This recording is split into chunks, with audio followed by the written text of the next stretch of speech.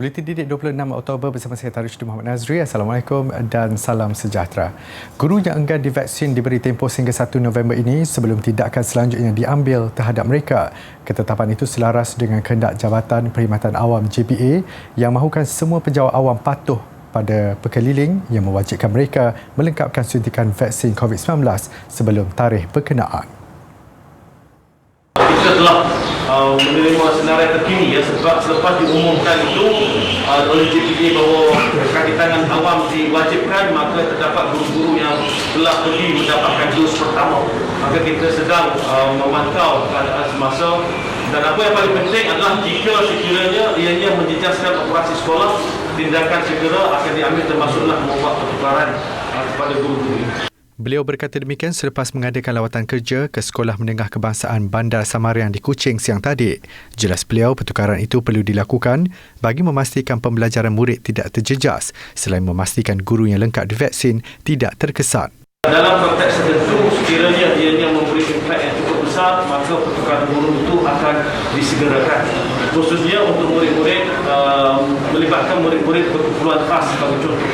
Kerana guru-guru yang mengajar murid berkumpulan khas ini biasanya kena berada bersama dengan murid-murid ini, dan secara fizikalnya mereka sentiasa di samping anak-anak ini, dan kita ingin pastikan bahawa keadaan operasi di sekolah itu tidak terjejas.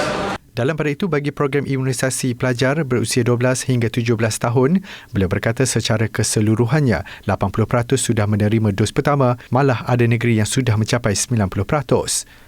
Tambahnya, sebahagian besar pelajar tingkatan 5 dan 6 sudah lengkap vaksinasi dan KPM berpuas hati apabila proses imunisasi ini berjalan lancar. Malaysia menggesa Pertubuhan Kesihatan Sedunia WHO menangani jurang pengagihan bekalan vaksin COVID-19 dengan bergerak lebih ke hadapan bersama pelan kesaksamaan pengedaran baharu. Menteri Kesihatan Khairi Jamaluddin berkata ketika ini keadaan amat mengecewakan dan ia menjadi kegagalan moral terbesar kemanusiaan dalam menangani isu pandemik berkenaan. When the world was told vaccines would be available, there was great hope for global solidarity with the establishment of the COVAX facility.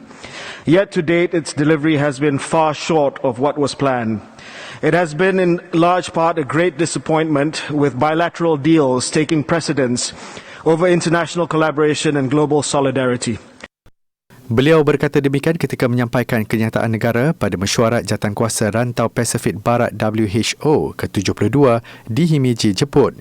Khairi berharap isu ketidakadilan agihan itu dapat diselesaikan segera, terutamanya bekalan baharu yang lebih bersifat antiviral dan vaksin COVID-19 untuk golongan kanak-kanak. Malaysia katanya bersedia melaksanakan pemindahan penghantaran ke negara yang lebih memerlukan menerusi inisiatif pertukaran teknologi dan pelaburan pembuatan vaksin. Pada masa sama, Malaysia belum menerima data yang diperlukan daripada syarikat pengeluar vaksin COVID-19 bagi meneliti kesesuaian pemberian vaksin kepada kanak-kanak berusia 12 tahun ke bawah. Timbalan Menteri Kesihatan Datuk Aaron Argo Dagang berkata, Jawatankuasa Pemilihan Calon Vaksin KKM sedang meneliti keberkesanan dan keselamatan vaksin ke atas golongan itu.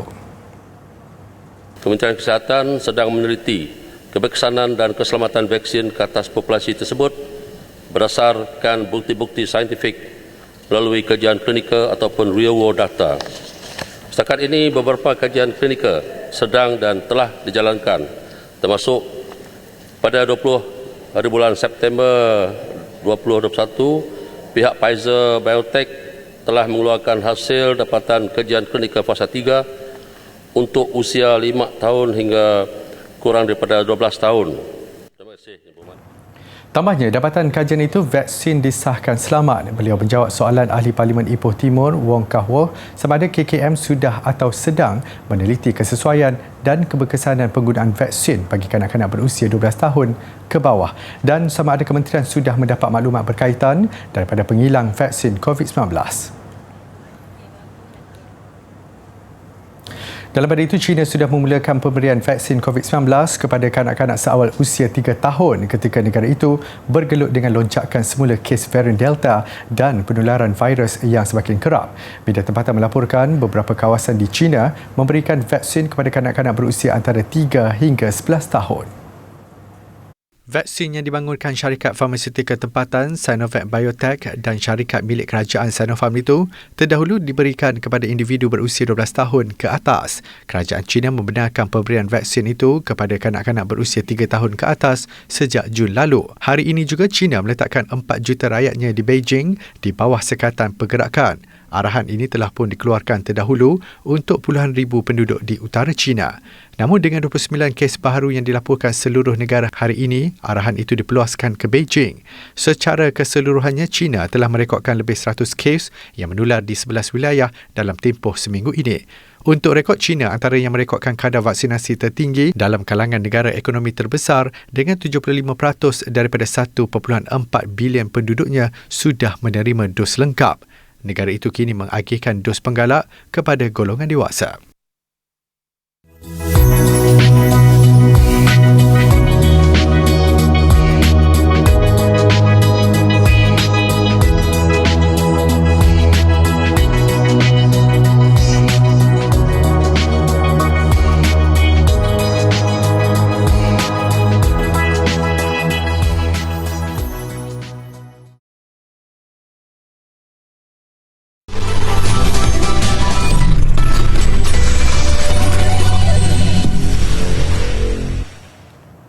Berpegang pada prinsip tiada murid yang tidak boleh dididik asalkan kena pada caranya. Itu yang disumpulkan hasil usaha keras kumpulan guru dari Sekolah Kebangsaan Kuala Perlis dalam mendidik murid pemulihan khas bagi mempercepatkan proses membaca, memahami, menulis dan membentuk murid secara normal. Guru besarnya Cikgu Suzaidi Maknoh berkata, langkah pertama dilakukan adalah mencipta suasana kelas yang selesa, penggunaan muzik serta menghasilkan pelbagai dekorasi kreatif bagi menarik minat murid menyertai kelas. Dahulunya bilik pemulihan khas ini adalah bilik biasa dan peratusan kehadiran murid ke kelas juga agak merosot. Hasil gabungan idea kumpulan guru dan kaki tangan sekolah, mereka melakukan transformasi kepada sebuah bilik pengajaran berkonsepkan ala kafe dan santai. Nama bilik itu juga ditukar kepada bilik supersonik dengan menggunakan sepenuhnya barang terpakai seperti pintu tandas, katil asrama, tayar dan kerusi yang rosak. Transformasi ini siap sepenuhnya dalam tempoh 2 minggu sahaja dan mula digunakan sejak Oktober tahun lalu. Pelopor ni adalah Cikgu Nahrudin, pengarah pendidikan negeri Perlis sendiri yang memperkenalkan redesign di peringkat negeri Perlis lah. Jadi daripada situlah kita mula mengorak langkah di mana sahaja tempat yang kita boleh redesign kita buat. Bukan sekadar untuk redesignkan bilik, kita juga cuba untuk bila kita dah selesai benda-benda macam fizikal dan lebih kondusif, kita akan cuba tekankan kepada konten pembelajaran tu pula. Jadi sebelum nak tekankan kepada konten pembelajaran, sediakan keadaan yang kondusif dulu. Daripada keadaan yang kondusif, barulah boleh ke sana dan kita boleh push lebih lagi pada tu. Semangat motivasi untuk guru tu sendiri. Bila keadaan kelas yang macam ni, takkan dia nak mengajak lagi sambil lewa. Tambahnya, sejak konsep itu dipraktikkan, 30% daripada keseluruhan 24 murid yang merakumi tahun 1 hingga 3 daripada tidak mengenal huruf akhirnya berjaya menyertai murid di kelas aliran perdana. Manakala murid-murid lain juga telah menunjukkan perkembangan yang positif serta mulai dapat menguasai 3M iaitu menulis, membaca dan mengira. Malah, ada di antaranya yang mewakili negeri Perlis dalam pertandingan nyanyian dalam kategori murid pemulihan khas. Guru pemulihan khas Cikgu Afizul Ahmad Pahmin berkata, beliau menggunakan pendekatan pemberian ganjaran setiap kali muridnya berjaya menyiapkan tugasan. Mereka juga dibenarkan bermain permainan video game apabila mencapai satu-satu tahap yang ditetapkan. Kita anggarkan dalam 70% lah meningkat pencapaian murid. Jadi macam bila murid datang ke kelas, jadi pembelajaran tu akan berlaku walaupun sedikit. Jadi kita nampak peningkatan tu. Secara keseluruhannya 70% murid boleh menguasai lah apa yang kita ajar pada hari itu. Sejak ditransformasikan hingga kini, 51 sekolah di Perlis dan Johor telah mengadakan lawatan ke sekolah itu bagi melihat sendiri cara dan pelaksanaan keseluruhan konsep yang digunakan.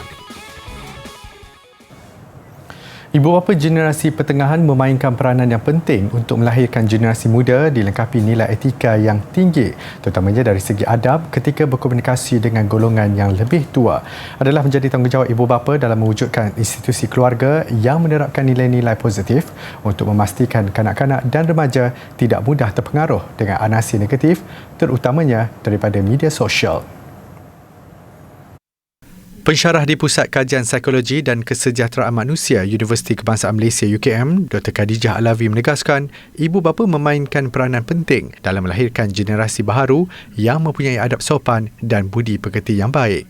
Guru juga pendidiklah terutamanya perlu memainkan peranan yang sangat besar dalam mendidik modal insan negara ni lah ke arah satu mempunyai adab yang baik dalam kita berkomunikasi. Bukan sahaja ibu bapa ya Wan, orang tua mana-mana sekalipun lah. Kita jumpa dalam bas ke, kita jumpa kat sekolah ke, kita dengan bos-bos kita pun orang tua daripada kita. Jadi pelajaran ini tak akan habis dan ianya membawa kepada kejanah lah. Ibu bapa harus menjadi sistem sokongan guru untuk sentiasa memantau tingkah laku dan percakapan anak-anak di rumah, juga ketika bersama rakan atau saudara mara. Tugas guru agak terbatas, iaitu hanya ketika anak-anak berada di sekolah. Jadi ibu bapa harus menggalas tanggungjawab untuk mendidik ini di luar waktu tersebut. Kalau kita nak jadi negara maju, salah satu perkara yang sangat penting adalah ibu bapa kena menghormati anak-anak dan menghormati orang tua mereka. Jadi generasi pertengahan ni sangat memainkan peranan dalam pembentukan sebuah keluarga. Jadi ibu bapa zaman moden ni dengan adanya internet membantu mereka mengubah sikap mereka lah. Justru jalinan kerjasama antara guru dan ibu bapa perlu seiring untuk memastikan populasi generasi muda akan datang tergolong dalam generasi yang tinggi nilai moralnya.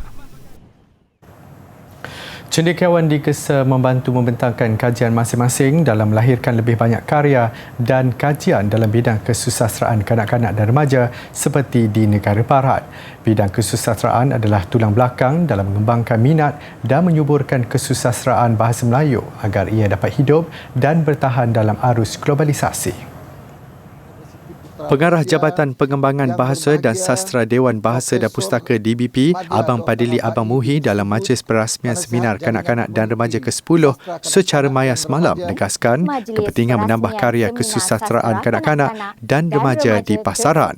Seminar ini diharap akan sekaligus meningkatkan minat para pengkaji, para penyelidik untuk melaksanakan pelbagai kajian di pendidikan yang akan membantu kita mencari jalan dan strategi untuk kita mengembangkan kesusasteraan kanak-kanak dan remaja ini agar menjadi satu daripada perkembangan yang penting dalam kita membina kesusasteraan kebangsaan di negara kita ini. Tambahnya, terdapat 53 pembentangan rencana dan artikel yang terdiri daripada 30 genre sastra kanak-kanak, 19 sastra remaja, 3 sastra kanak-kanak dan remaja serta 1 kajian umum yang telah disumbangkan oleh pakar dari 13 institusi pendidikan tinggi. Melalui seminar ini akan lahirlah para penulis, para pengkaji yang akan melakukan lebih banyak kajian yang bertujuan untuk memastikan kesusasteraan kanak-kanak dan remaja di negara kita ini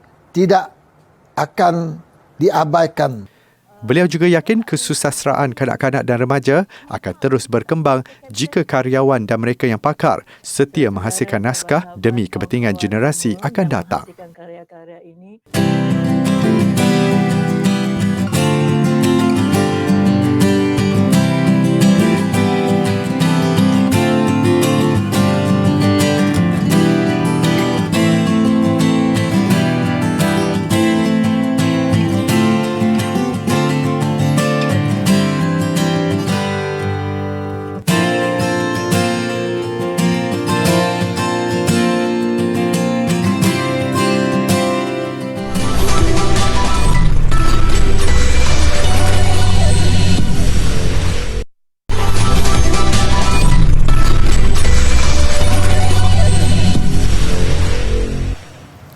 Bertemu kembali. Menjadikan kegagalan dalam perniagaan terdahulu sebagai motivasi. Ikuti kisah pasangan suami isteri Muhammad Hanif Adnan dan Nur Fariza Zainul Arifin yang berpegang kepada pengalaman itu untuk menjana pendapatan baharu. Pengusaha kopi pokok Muhammad Hanif 29 tahun dan isteri Nur Fariza 27 tahun memulakan perniagaan menjual minuman kopi di Seksyen 6 Shah Alam sejak sebulan lalu. Ketika itu larangan rentas negeri masih berkuat kuasa menyebabkan rakyat tidak dapat pulang ke kampung halaman. Berkonsepkan warung kopi di bawah pokok, Muhammad Hanif mendapat inspirasi untuk memulakan perniagaan itu dari kedai-kedai kopi di pantai timur dan utara Semenanjung. Kopi pokok still masih lagi muda kan, masih lagi merangkak dalam dunia bisnes ni, masih lagi merangkak tapi nak cakap kopi pokok ni kalau tak ada kegagalan daripada bisnes-bisnes yang sebelum ni, kalau nak cakap tak terkira lah yang gagal kan, tapi that failure yang orang kata create kopi pokok sebenarnya kan, daripada setiap satu kegagalan tu kita orang belajarlah something kan, which is benda yang sepatutnya kita buat, yang tak sepatutnya kita buat. So bagi saya kopi pokok walaupun dia sebulan, tapi pengalaman yang kita orang dah ada ni yang membuatkan dia sustain lah. Mereka hanya menjual minuman kopi kampung. Bagi mempelbagaikan pilihan khususnya untuk generasi muda, Muhammad Hanif dan isteri turut menerapkan cita rasa moden seperti latte dan kopi karamel. Sebulan beroperasi, mereka bersyukur kerana perniagaan ini mendapat sambutan menggalakkan dan menerima komen positif di media sosial. Malah Muhammad Hanif tidak menyangka gabungan konsep tradisional dan moden yang diperkenalkannya digemari pelanggan. Ini kerana pada masa sama, pelanggan dapat merasai kembali nostalgia suasana santai minum di warung-warung dekat kampung mereka. First, as a seller, as a businessman, kita rasa puas kat situ. Orang kata, whatever thing is, customer come first lah. That's why orang kata harga rakyat lah kan. Harga rakyat rasa tu bangsawan lah. Rezeki tu orang kata Allah akan bagi kan. Allah akan bagi, which is benda tu kita orang percaya Allah akan bagi. And then first of all, apa-apa pun customer lah. Kalau customer rasa puas, kita pun rasa puas juga. Kadang-kadang kalau orang kata letak harga mahal, tiba-tiba rasa kopi tu tak sedap kan. Lepas tu customer akan cakap, customer akan komplain, harga dah lah mahal, kopi tak sedap. So kat situ orang kata dia dah jadi orang kata satu problem untuk kita yang kita kena find solution juga. So kat sini kita orang, which is win-win situation. Serendah RM4 bagi secawan kopi mentega, mereka mampu menjual lebih 200 cawan kopi sehari. Namun dengan menjalankan perniagaan di bawah pokok, sudah tentulah ada risikonya. Apabila hujan, jumlah pelanggan kurang dan jualan merosot. Menganggap semuanya itu sebagai ujian Allah, Muhammad Hanif dan isteri enggan cepat patah semangat. Asia mengalami cuaca paling panas dalam sejarah pada tahun 2020. Pertubuhan Bangsa-Bangsa Bersatu PBB menjelang sidang kemuncak perubahan iklim COP26 mendedahkan cuaca terlampau panas itu telah memberi impak besar terhadap pertumbuhan benua Asia. Dalam laporan tahunan State of the Climate in Asia itu, PBB berkata setiap bahagian di Asia menerima kesannya. Cuaca ekstrim dan perubahan iklim menyebabkan kehilangan nyawa, jutaan hilang tempat tinggal dan kerugian berbilion dolar serta memusnahkan infrastruktur dan ekosistem. China menanggung kerugian terbesar $238 bilion. Pembangunan mampan terancam dengan isu keselamatan makanan dan air, risiko kesihatan dan alam sekitar meningkat. Peningkatan haba dan kelembapan juga diramal menyebabkan kekurangan tempoh bekerja di luar di seluruh Asia dengan risiko kerugian berbilion dolar. Ini pula usaha menangani perubahan iklim termasuklah cuaca panas melampau. Singapura berharap dapat memberi inspirasi kepada negara-negara lain menerusi platform pameran di Expo Dubai 2020. Melalui Singapore Pavilion, republik itu mahu mempromosi dan mendidik keperluan perancangan urban bertemakan kehijauan. Singapore Pavilion menyediakan tarikan hijau bertemakan Nature, Nurture, Future sebagai aspirasi ke arah masa depan lestari menggabungkan teknologi dan alam semula jadi. Ruang hijau bertingkat ini menampilkan lebih 80,000 tanaman, kesemuanya dikuasai ekosistem semula jadi. Mengambil sumber cahaya daripada matahari, bekalan air pula adalah melalui proses tapisan yang kemudiannya dilepaskan secara perlahan-lahan. Keseluruhan sistem penjagaannya pula dikawal oleh robot yang memastikan keperluan tanaman dijaga rapi. When you look up, we have hanging pots with draping vines coming down. That takes up about 1,700 plants. On all the cones, inside and outside, we have about 45,000 plants. So together with the periphery planting, the trees and shrubs all around you, we have about 80,000 plants in total. Tambahnya, banyak faktor yang dipertimbangkan ketika membangunkan pameran ini dari segi pengurusan tenaga, khususnya penjimatan tenaga dengan rekaan sebegini. Turut dijadikan tarikan bunga kebangsaan Singapura iaitu bunga orkid. Kira-kira 200 orkid dipamerkan dengan setiap daripadanya membawa nama pemimpin terkenal seperti Nelson Mandela dan Ban Ki-moon. Expo Dubai 2020 berlangsung dari 1 Oktober sehingga 31 Mac tahun depan. Orang memukat pagi dan petang, penat dan lelah ia tahankan. Orang beradat berhati lapang, umpat dan fitnah ia diamkan. Dikatakan berhuma lebar, sesapan di halaman. Maksudnya, memegahkan harta milik dan kebolehannya, tetapi harta milik dan kebolehannya itu tidak seberapa.